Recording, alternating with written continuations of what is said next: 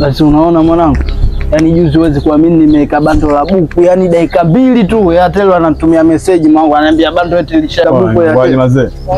Fresh kama kawaida. Vipi hapo? Unyama au sio? Nyama. Sasa sikilizeni wanangu. Mwanangu Mpemba na mwanangu akuja. Sasa sikilizeni na mchongo hapa nimekuleteni. Kama mkiukataa, basi tena. Kuna mazingira kama haya hapa. Ya wifi. Shanisoma. Dukani hii inauzwa 35. Sasa kwa mimi nakuja ni fresh mazingira bei kitonga bei mseleleko.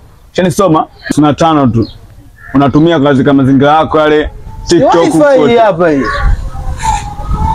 Oya mwanangu nikiipata hii kwenye issue zangu mimi kila siku naweka vote eti buku tu imeisha mwanangu. Hebu anza. Wifi hiyo mwanangu. Ndio umesema shilingi ngapi? 35 tu kaka.